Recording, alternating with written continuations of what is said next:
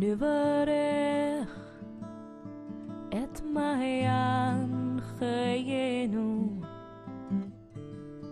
שכינת העולם שהחיינו וקימנו והגיענו לזמן הזה,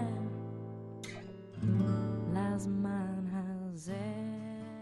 Hello, my name is Rabbi Bradley Shavit Artson. I'm the Abner and Rosalind Goldstein Dean of the Ziegler School of Rabbinic Studies at American Jewish University. I'm here with my good friend, Rabbi Naomi Levy, who is a noted author of remarkable prayers and soulful books, and also the rabbinic leader of a vibrant spiritual community, Neshuva, located here in Los Angeles. Welcome, Rabbi Levy. Thank you, Rabbi Artson. We have a chance to have a conversation about some of the issues that we're engaged in as we prepare for the holy days, and hopefully you'll join us in thinking about some of these issues. And the first one that occurred to me that I'd love for us to reflect on is what may be a distinctively Jewish idea, the idea of nachas, which, is a Yiddish term that comes from the Hebrew. So talk to me about what nachas is and where you can go with it. I was recently talking to a friend of mine who is Mormon, and I was telling her how much nachas I get from my kids. And she stopped me and she said, I've heard a lot of Jewish words, but what's nachas? And I realized that it's a term that's not easily translatable, and it's a uniquely Jewish idea or feeling. And many of us think of nachas instinctively, that we know what it is, but let's just, say what it is. Sure. It's the unique pleasure that a parent gets from a child, or a grandparent from a grandchild, or a teacher from a student, or anybody, a mentor to a disciple. And nachas, it's kind of like a taste of heaven. I mean, it involves pride, joy, some kind of I'm kvelling. Right. It's such a remarkable feeling. And yet, when I think about nachas, when we all think about nachas, we can all remember times or think of occasions when perhaps a parent denied themselves nachas, or ways that we each deny ourselves nachas, either by having expectations that are unrealistic, or by judging, so that we're never able to give ourselves the nachas that we so deserve. And the flip side is that not every one of us is a parent, but we're all someone's child. And how often is it that we withhold nachas? We withhold the opportunity to give somebody nachas, and it takes so little to give nachas.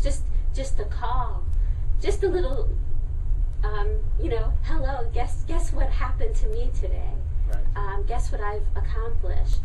And we withhold it. And as I was talking to this friend of mine who's Mormon and telling her all about nachas, she suddenly started to tear up.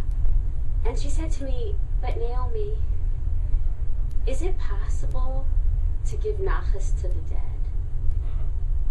And suddenly she started to tell me how she felt that she had denied her mother nachas, just in the way that I described, that she didn't give her nachas. And I said to her that I'm fully certain that we have the capacity to give nachas to the dead. And I started to think about Yizkor, and which is something that we always think about when the High Holy Days approach, and about our capacity to bring joy to the dead. And how often is it that we have regrets when someone dies? We say, I wish he could have been here to see this. I wish my mother could be here to see her grandchild. And Yizkor is a time to realize that we have the capacity to give nachas to deceased relatives, and that the connection between the living and the dead isn't severed. That when somebody says, your father was here today at this occasion, I believe that. And that when we're under the chuppah and we welcome deceased relatives to share in the joy of that experience, I believe that. I certainly think that our tradition holds a large space for the notion that all of us are along this continuum and that we're eternally in God's mind, and that we have access to each other in that way to gain strength from those who've come before and to strengthen them in turn. It occurs to me that one of the ways we don't often talk about nachas is to think about not just the nachas I give to my parents, but what do I get by giving that nachas?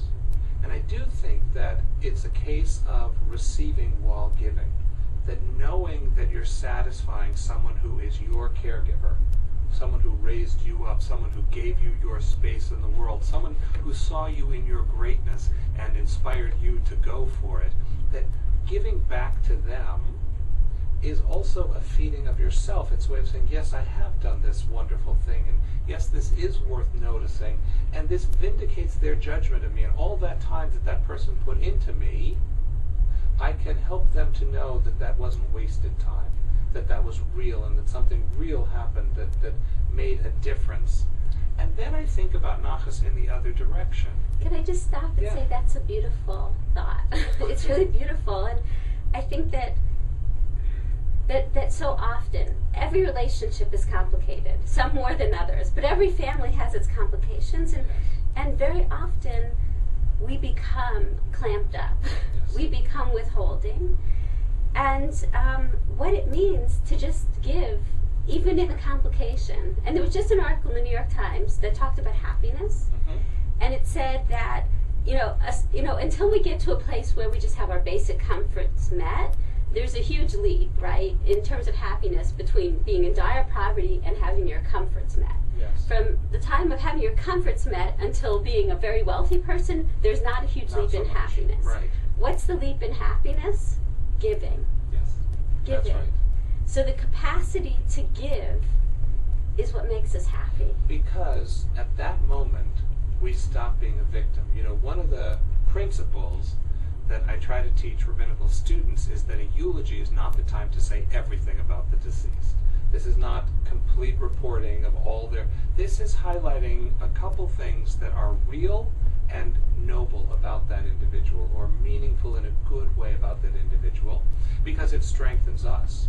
And I think in the same way that when you're in a complicated relationship, and what relationship isn't, to be able to say, I'm going to rise above the disappointing parts, or the aggravating parts, or the pressure parts, and I'm going to put myself in the position of giving nachas, really giving.